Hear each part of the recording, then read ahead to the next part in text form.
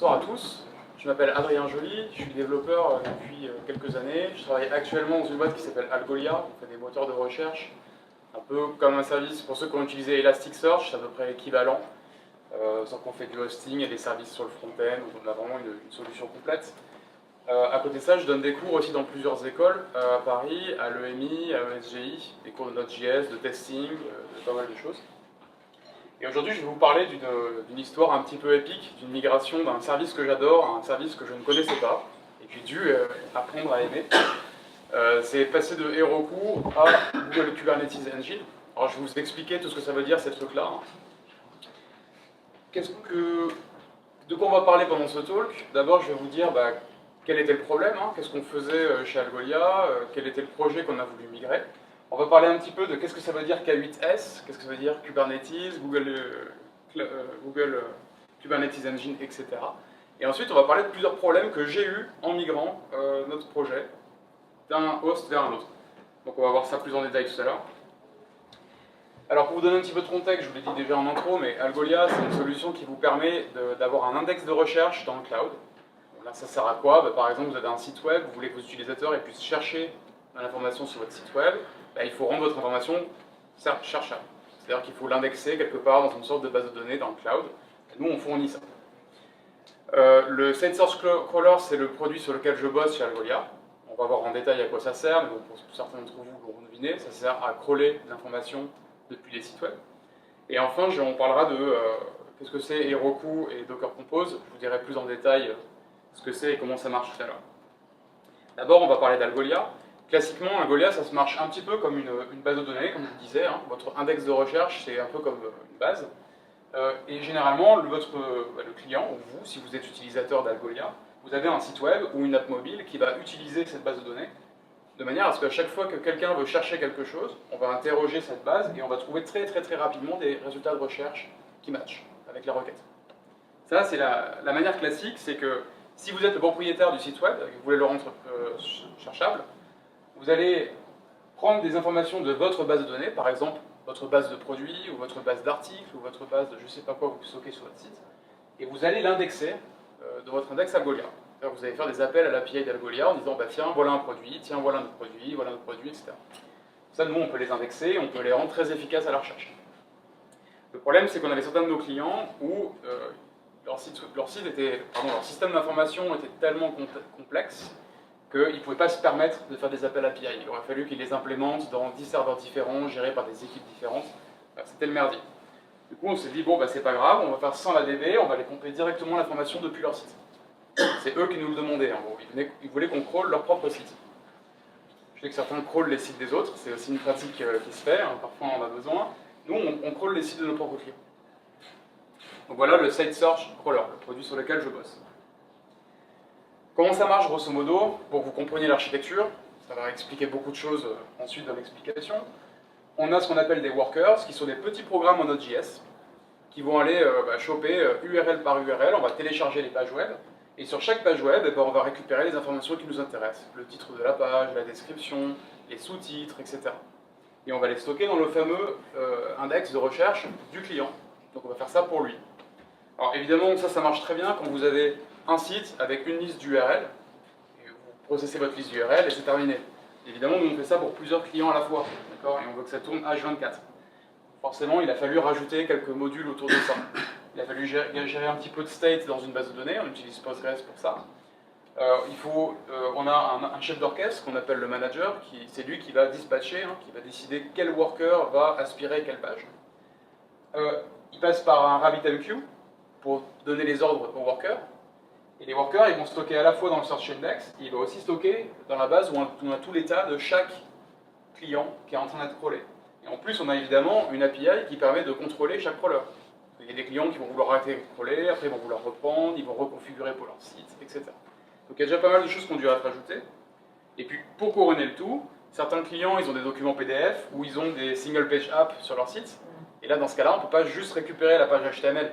On va récupérer une page avec du JS dedans, qu'il va falloir exécuter, etc. Pour faire ça, on a créé des proxys qui sont autour, donc les workers passent par le proxy pour récupérer la page, l'interpréter, la transformer en pseudo HTML pour qu'on puisse derrière récupérer les datas dont on a besoin. Donc voilà, grosso modo ce qu'on a développé. Ça, c'était notre premier prototype. On s'est rendu compte que ça marchait bien. C'est le moment où je suis rentré, grosso modo, on va dire, chez Algolia sur le projet. Et à l'époque, on était sur Heroku. Alors, ne me faites pas dire ce que j'ai pas dit, j'adore Heroku, j'utilise pour plein de side projects, c'est super, ça va vite, vous allez voir. On va faire un comparatif de commencer sur Heroku versus commencer sur Kubernetes. Ce qui est sympa avec Heroku, c'est quand vous avez un système distribué ou à base de services, comme c'est le cas ici, bah vous définissez pour chaque service une ligne dans ce qu'ils appellent des dynos, qui sont en fait des machines dans leur cloud, quoi. Et vous avez des add-ons. Les add-ons, ça va être votre base de données, ça va être votre queue, tous les services qui ne sont pas développés par vous, mais desquels votre application a besoin pour s'exécuter. Et dans Heroku, on peut quasiment tout faire au clic. Donc vous voulez une nouvelle base de données, vous cliquez, etc. Donc voilà à quoi ça ressemblait avant qu'on migre. Le jour où vous voulez déployer sur Heroku, c'est assez simple, il suffit que vous écriviez vos services dans un petit fichier texte qui s'appelle un procfile, vous faites git push Heroku et ça va en prod. Et ça tourne. Vous avez votre IP, votre serveur, il tourne dans le cloud. C'est assez magique. Du moment que vous utilisez Git et que vous avez un minimum configuré, ça va aller. Quand vous allez dans le monde de Kubernetes, voilà ce qui se passe. Vous vous retrouvez avec un fichier comme ça à écrire pour chacun des composants qui tournent dans votre système. Donc il faut tout définir à la main. C'est une chose que Heroku fait plus ou moins de manière automatique. Ben, nous, on est obligé de le faire. Là, par exemple, on définit qu'est-ce que c'est que Postgres. Attendez, je vous dis une bêtise là. J'entends parler de Docker Compose. Je suis allé beaucoup trop loin dans ma presse. Ça, c'est comment on exécute le programme en local sur nos machines. Donc vous faites une petite description. Vous avez déjà utilisé Docker, certains d'entre vous, certaines? Donc vous écrivez vos services, vous dites par exemple, Postgres, voilà, il va utiliser telle image Docker, il va être exposé sur tel port, Redis sur tel port, RabbitMQ sur tel port, etc., etc. Et pour l'exécuter, vous faites Docker Compose Up, ça démarre tous vos services. Et ensuite, vous faites yarn dev, et ça va exécuter notre crawler en mode développement sur notre machine. Donc ça va se plugger sur tous les services qu'on a lancés. Alors pourquoi on a voulu partir de Heroku? Il y a plusieurs raisons. La première chose, c'est comme je vous l'ai dit, on a mis en place pas mal de proxys, on risque de devoir en mettre d'autres en place pour nos clients. Et là, on reposait pas mal sur d'autres équipes qui les mettaient en place pour nous, ils les mettaient sur AWS, etc. Au bout d'un moment, ils nous ont dit, vous êtes gentils, ce serait cool que vous gériez votre infra de A à Z quand même. On ne sera pas toujours là pour mettre des services en prod pour vous. Deuxième raison, bah là pour le coup, c'est pourquoi on a choisi Google. C'est parce qu'on a pas mal de gens en interne qui travaillent sur les services Google, donc on a de la connaissance en interne. Donc si on est en galère, on sait qu'il y a des gens qu'on peut aller voir parmi les coéquipiers. Et enfin le dernier, avoir une granularité sur les coûts. Comme on maîtrise exactement quel service tourne sur quelle machine, quel usage il a, etc., on peut plus facilement doser sur quoi on veut mettre le paquet en termes de financement de cloud. Alors que Heroku, il prend beaucoup de décisions tout seul. Je ne vais pas tout vous décrire, il y a énormément de services sur Google Cloud. Google Cloud, c'est l'équivalent de AWS, donc il y a beaucoup de choses. Nous, on va se focaliser sur cette partie-là. Donc c'est la partie Kubernetes, on va le voir, c'est une technologie, et ce qui implémente Kubernetes chez Google, c'est ce qu'on appelle Google Kubernetes Engine, GKE. Quand vous verrez GKE, on parle de cette petite pièce de l'échiquier de Google. Une autre partie qu'on va utiliser, c'est Cloud SQL, qui va être notre base de données managée par Google. Alors c'est bien beau tout ça, depuis tout à l'heure je vous dis Kubernetes, il y a marqué K8S partout, etc. Donc K8S, certains ont compris que c'est le diminutif de Kubernetes. Kubernetes, à ma connaissance, ça ne veut rien dire, c'est un mot inventé, et ça sert à déployer et à orchestrer des services qui tournent dans des containers. Donc, quand je dis container, c'est dans le sens Docker. Vous définissez des boîtes dans lesquelles il y a du logiciel qui s'exécute. Kubernetes va vous aider à savoir quand est-ce qu'il faut lancer telle ou telle image Docker sur tel ou tel serveur, et faire en sorte que ça tourne tout le temps, selon vos règles. Voilà à quoi sert Kubernetes. En gros, c'est un moyen de briefer un cloud provider. Donc GKE, vous vous souvenez de tout ce que ça veut dire? Google Kubernetes Engine, c'est bien. Donc maintenant, on va voir comment ça se passe quand on vient du monde d'Heroku pour passer sur... On va voir comment se passe le déploiement, comment on se connecte à la DB, comment on sait toutes les variables d'environnement qui permettent de configurer le produit, et enfin, comment on donne accès en HTTPS à notre service web ou à notre API. Alors, comme je vous disais tout à l'heure, quand vous voulez mettre sur Heroku, il suffit d'avoir un fichier qui s'appelle un procfile, dans lequel vous dites quels sont tous les composants de votre système, et Heroku va se démerder pour les mettre en production, chacun sur une machine, tout va bien. Docker Compose, ça marche à peu près pareil. Quand vous arrivez dans le monde de GKE, on s'est retrouvé à devoir écrire un fichier non seulement par composant, qu'on avait créé nous, mais aussi par service sur lesquels reposent nos composants. Par exemple, on a un fichier pour RabbitMQ, on a un fichier pour le manager du crawler, on a un fichier pour Redis, etc. Et en plus de ça, au lieu de faire git heroku push, comme je vous ai montré tout à l'heure, git push heroku, on a été obligé de développer notre propre script en bash pour expliquer à Kubernetes comment on met en prod notre app. On a dû lui expliquer le process étape par étape. Donc ça déjà, bienvenue, quand on rentre là-dedans, on se dit bon bah super, il va falloir qu'on lui explique tout de A à Z, alors qu'avant ça marchait tout seul. Je vais vous donner un petit exemple, n'essayez pas de tout lire, je vais vous donner une version résumée. Ça c'est juste pour RabbitMQ. Ça c'est expliquer à Kubernetes, voilà comment il faut faire. Si je te demande de lancer RabbitMQ, voilà comment il faut que tu le lances, et qu'est-ce qu'il faut qu'il fasse. La partie importante de ce fichier, c'est ça. D'une part, vous allez mettre le nom de l'image Docker, qui permet de récupérer RabbitMQ. Vous allez dire sur quel port vous voulez pouvoir vous connecter à ce service. Donc là, par exemple, on peut avoir deux ports, un qui permet de parler avec la queue et l'autre qui permet de parler avec la UI de RabbitMQ. Donc vous allez exposer ces ports de manière à ce qu'ils soient visibles par les autres services qui sont sur Google. Là, c'est une version résumée du script de déploiement qu'on a dû développer. Grosso modo, il faut se connecter à Google avec nos identifiants. Ensuite, on build notre Docker image. Donc en fait, notre crawler, tout notre code source qui est dans Node.js, on va le mettre dans un Docker container et on va l'uploader sur ce qu'on appelle un registry, donc un disque dur de container qui sera stocké par Google, de manière à ce que Kubernetes puisse le choper depuis leur propre cloud. Donc voilà, tout ça, il faut le faire à la main. Ça, on n'a même pas fait la moitié du git push là, d'accord? Tout ça, c'est fait de manière automatique par Heroku. Ensuite, on a un apply qui va prendre tous les fichiers que je vous ai montrés tout à l'heure et qui va les envoyer à Kubernetes pour briefer comment on fait pour lancer tel ou tel service. Ensuite, on lui dit, maintenant, la version que je veux en prod, c'est telle version de l'image. Je veux la version 1.4 ou 1 je sais pas quoi. Ensuite, on coupe un de nos services pour pouvoir exécuter les migrations de base de données. Les migrations, c'est-à-dire que toutes les modifications qu'on a fait sur notre schéma de base de données, pour être sûr qu'elle passe sans que ça pète quoi que ce soit, on préfère couper nos services, exécuter les scripts et ensuite relancer notre service. Donc voilà, grosso modo, le fichier, il fait tout ça, c'est quand même beaucoup d'opérations. Et la plupart s'articulent sur une commande qui s'appelle kubectl. Donc c'est un contrôleur de Kubernetes. Comment on se connecte à une base de données? Dans le monde d'Heroku, pour ceux qui ont déjà utilisé, c'est très facile, on clique sur un bouton, et hop, on a une base de données dans le cloud qui tourne. Bon, il faut donner aussi son numéro de carte bleue, mais ça, à la limite, ça va vite. Évidemment, rien n'est gratuit, hein, les amis.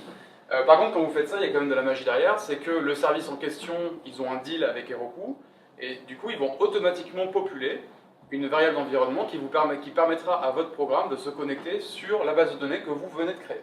Du coup, vous n'avez pas grand-chose à configurer, il faut juste que votre programme il soit capable de récupérer cette variable d'environnement, qui est votre connection URL, et ça marche. D'accord? Il n'y a plus rien à faire. Voilà. Quand on va chez GKE, c'est un peu plus compliqué. Déjà, l'équivalent de créer la base de données en ligne, on va passer par un truc qui s'appelle CloudSQL, donc qui supporte Postgres, qui supporte d'autres types de bases, et qui n'est pas géré directement par GKE. Il est géré par des services cloud de Google.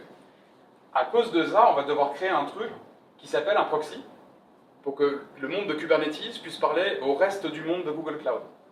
Donc là, je vous dis, c'est bizarre, tout est sur Google, mais il faut quand même créer un proxy. Pour créer le proxy, il faut créer ce qu'on appelle un service account.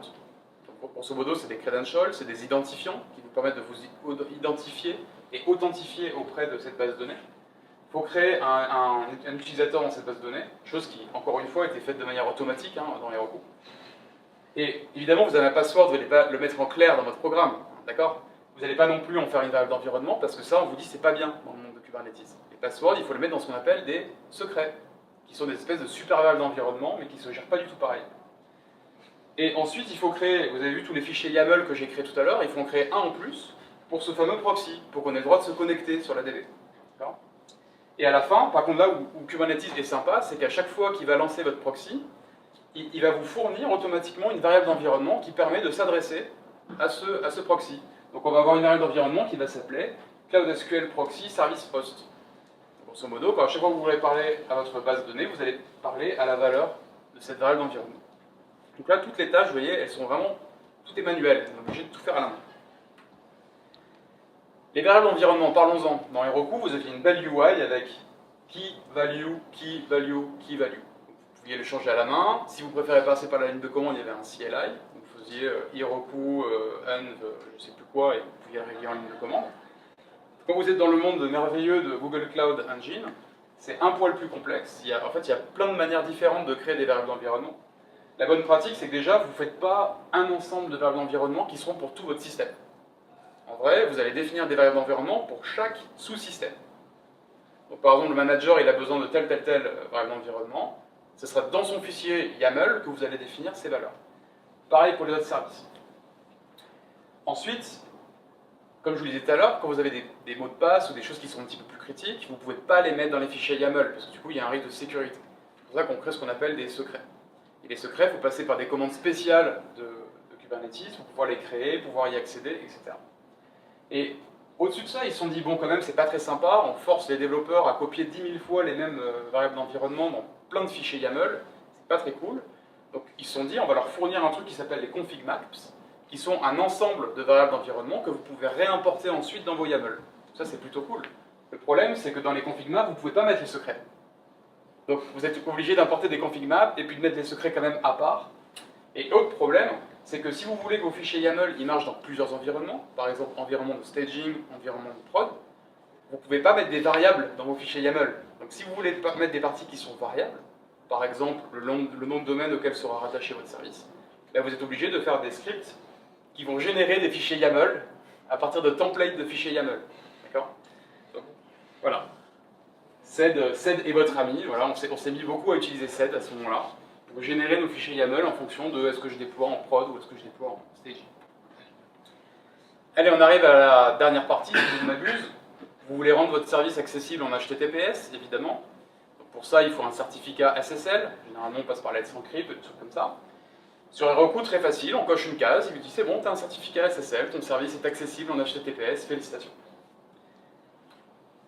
Sur Google, c'est un peu plus compliqué, il faut chercher sur le net et vous trouvez des trucs comme ça, il n'y a pas d'official support, utilisez un third party, par exemple Cert Manager. Très bien, je vais regarder Cert Manager, et là on voit, alors ça marche, mais faites gaffe. Voilà ce que vous dit grosso modo la plupart des services qui vous permettent de créer et de maintenir des certificats SSL pour vous. En gros, ils vous disent, voilà, c'est du bêta. D'accord ? Et au jour d'aujourd'hui, je n'ai pas encore trouvé une solution managée safe pour la production. C'est-à-dire que tout le monde fait mumus avec des services à droite à gauche.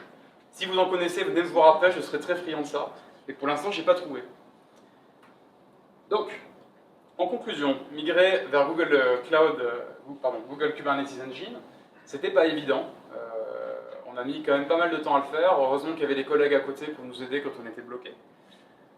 À cause de ça, on a dû mettre en place pas mal de tooling personnalisé. Hein.